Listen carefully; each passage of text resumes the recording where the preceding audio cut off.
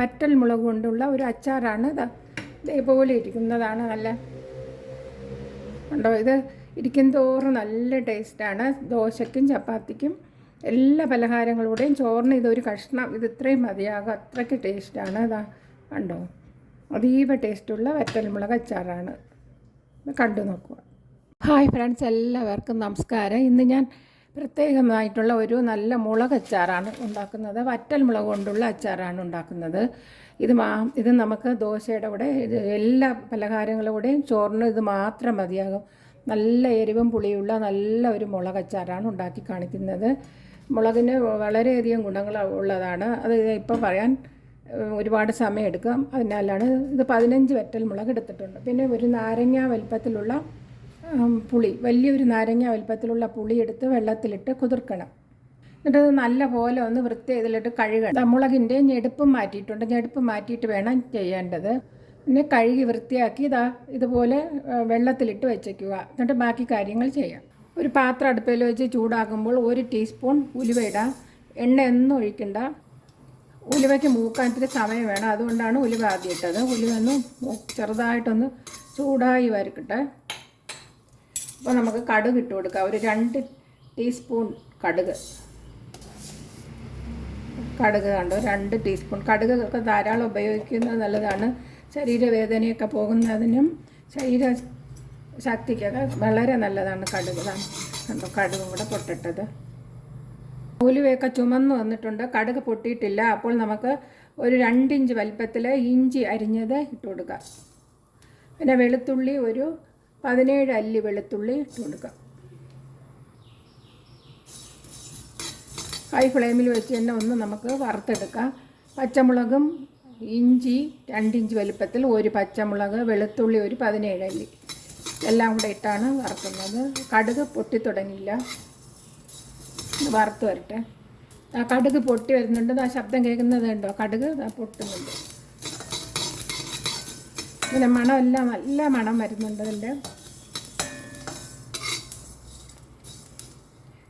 എല്ലാ കടുകും നല്ലവണ്ണം പൊട്ടണം. പൊട്ടി വരുമ്പോൾ നമുക്ക് എല്ലാ കടുകും പൊട്ടി വന്നിട്ടുണ്ട്. അപ്പോൾ നമുക്ക് നല്ലവണ്ണം ഒരുപാട് ഇങ്ങനെ പൊട്ടൽ കേൾക്കുമ്പോഴേക്ക് നമുക്ക് ഫ്ലെയിം ഓഫ് ചെയ്യാം. ഇതിൻ്റെ ചൂടിൽ തന്നെ ഇരിക്കട്ടെ. ഇനി വറുത്ത് വെച്ചിരിക്കുന്നത് ഒരു മിക്സിയുടെ ജാറിലോട്ട് തട്ടി കൊടുക്കുക. എല്ലാം തട്ടിയിട്ടുണ്ട്, കണ്ടോ. അപ്പോൾ എന്നിട്ട് നമുക്ക് ജാറിൽ പൊടിച്ചിട്ട് വരാം. നല്ലവണ്ണം പൊടിക്കുക. അതിനോടൊപ്പം 1 ടീസ്പൂൺ ഉപ്പും കൂടി ഇടാം പൊടിക്കുന്നതിന് മുമ്പ്. അപ്പോൾ നല്ലവണ്ണം പൊടിയുന്നതാണ്. ഇതേപോലെ പൊടിച്ചെടുത്തിട്ടുണ്ട്, കണ്ടോ.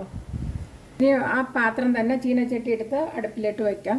എന്നിട്ട് ഇതിൽ നിന്ന് കഴുകി ഇങ്ങനെ വാരി എടുത്തതാണ്. ഇതുവരെ ഇതിൽ കിടക്കുകയായിരുന്നു. കണ്ടോ, ഇങ്ങനെ പിഴിഞ്ഞെടുക്കാം. വെള്ളമൊന്നുമില്ലാതെ അങ്ങനെ പിഴിഞ്ഞെടുക്കാം. പാത്രത്തിൽ 4 ടേബിൾ സ്പൂൺ നല്ലെണ്ണ ഒഴിച്ച് കൊടുക്കാം. 2 ഒഴിച്ചു, 3, 4 ടേബിൾ സ്പൂൺ നല്ലെണ്ണ കഴിക്കുന്നത് ഈ മുട്ടുവേദനയൊക്കെ ഭാവിയിൽ വരാതിരിക്കാൻ നല്ലതാണ്. 1 ടീസ്പൂൺ കടുക് ഇട്ട് കൊടുക്കാം. കടുകൊക്കെ പൊട്ടി വരുമ്പോൾ ഒരു വറ്റൽ മുളക് ഇട്ട് കൊടുക്കാം. ഈ കുതിർത്ത് പിഴിഞ്ഞെടുത്ത വറ്റൽ മുളക്.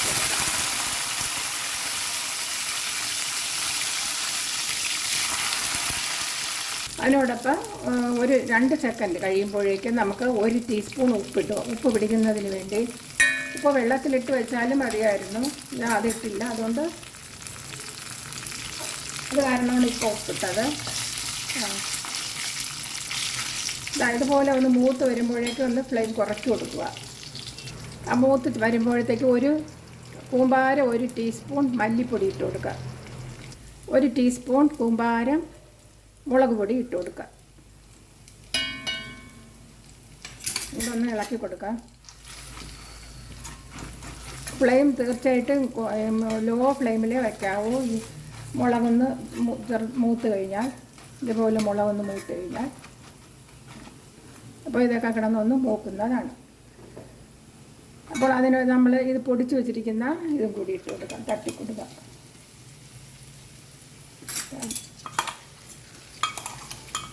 ഇത് മാത്രം മതിയാകും. നല്ല എരിവും പുളിയും ഉപ്പും ആർക്കാണ് ഇഷ്ടപ്പെടാത്തത്? എല്ലാവർക്കും ഇഷ്ടപ്പെടുന്നതാണ്. ഊണ് കഴിക്കാൻ പിന്നെ ഇതൊരു കഷ്ണം മതിയാകും, അത്രയ്ക്ക് ടേസ്റ്റാണിത്. ഇത് മൂക്കട്ട ഇതിൽ കിടന്ന് അരപ്പിൽ ഒന്ന് ഉപ്പുണ്ടാന്ന് നോക്കാം നമുക്ക്. ഉപ്പ് ഉണ്ട്, ചെറിയ ചൂടിൽ തന്നെ കിടന്ന് നല്ല മൂത്തിട്ടുണ്ട്. അപ്പോൾ നമുക്ക് ഈ പുളി വെള്ളം കുതിർത്തത് ഒഴിച്ചു കൊടുക്കാം. എന്നിട്ട് ഒന്ന് ഇളക്കി കൊടുക്കാം. വെട്ടി തിളയ്ക്കുമ്പോൾ കായ ഒരു 3/4 ടീസ്പൂൺ ഇട്ട് കൊടുക്കാം. മഞ്ഞൾപ്പൊടിയും ഒരു 3/4 ടീസ്പൂൺ ഇട്ട് കൊടുക്കാം. ഇപ്പോൾ മധുരം കുറച്ച് വേണ്ടവർക്ക് ഞാൻ മധുരം ഇടുന്നില്ല. മധുരം ആവശ്യമുള്ളവർക്ക് ഇട്ടാൽ നല്ല ടേസ്റ്റ് ആയിരിക്കും. പക്ഷേ ഞാൻ മധുരം ഉപയോഗിക്കുന്നില്ല. ശകലം 1 ടീസ്പൂൺ പഞ്ചസാരയോ 1.5 ടീസ്പൂൺ പഞ്ചസാരയും കൂടി ഇട്ട് കൊടുത്താൽ നല്ല ടേസ്റ്റ് ആയിരിക്കും. അങ്ങനെ ആഗ്രഹമുള്ളവർക്ക് മധുരം വേണ്ടവർക്ക് ഇടാവുന്നതാണ്. പുളി ക്രമീകരിക്കുന്നതിന് വേണ്ടി ഞാൻ 1/2 ടീസ്പൂൺ പഞ്ചസാര, ഇത് ഈ കളറിലുള്ള പഞ്ചസാരയാണ്, ഓർഗാനിക്കാണ്. അതാണ് വെള്ള പഞ്ചസാര ഉള്ളവർ അതിട്ടാൽ മതിയാകും. അല്ലെങ്കിൽ ശർക്കര ഉണ്ടെങ്കിൽ അതിട്ട് കൊടുക്കാം. ശർക്കര തീർച്ചയായിട്ടും ശകലം മധുരം, ശർക്കര ഇട്ടാൽ ഏറ്റവും നല്ല ടേസ്റ്റാണ്. ശകലം ശർക്കര ഉണ്ടെങ്കിൽ തീർച്ചയായിട്ടും ഇടണം. മധുരം എന്ന് വെച്ചാൽ പുളി ക്രമീകരിക്കുന്നതിന് വേണ്ടിയാണ് ഇടുക. ശകലം ഇട്ടാൽ മതിയാകും. ഇപ്പോൾ നല്ല ടേസ്റ്റ് ആയിട്ടുണ്ട്. അതേപോലെ ദോശയ്ക്കൊക്കെ ഉണ്ടാക്കി വെച്ചിരുന്ന ഇഡലിക്ക്, ദോശയ്ക്കൊക്കെ, ചപ്പാത്തിക്ക് ഒക്കെ കഴിക്കാവുന്നതാണ്. ഇതുപോലെ നിങ്ങൾ ഉണ്ടാക്കുന്നത് ഫ്ലെയിം ഓഫ് ചെയ്യാം. ഇത് ഇരിക്കും തോറും നല്ല ടേസ്റ്റാണ്. ഇത് വിനാഗിരി ഒന്നും ചേർക്കാത്ത കാരണം ഫ്രിഡ്ജിൽ സൂക്ഷിക്കുക. ഒരു ദിവസം വെളി വെച്ചതിന് ശേഷം നമുക്ക് ഫ്രിഡ്ജിലെടുത്ത് സൂക്ഷിക്കാവുന്ന, ഈ മുളകും കൂടെ കഴിക്കാവുന്നതാണ്. അതീവ ടേസ്റ്റുള്ള വറ്റൽ മുളക് അച്ചാറാണ് കാണിച്ചത്. ഇനി അടുത്തൊരു വീഡിയോയുമായി കാണാം. എല്ലാവർക്കും നന്മ, ഐശ്വര്യവും ആരോഗ്യ സൗഖ്യവും ഈ കർക്കിടക മാസത്തിൽ ഉണ്ടാകട്ടെ. എല്ലാവർക്കും ശ്രീരാമൻ്റെ സീതയുടെ അനുഗ്രഹം ഉണ്ടാകട്ടെ. ബൈ.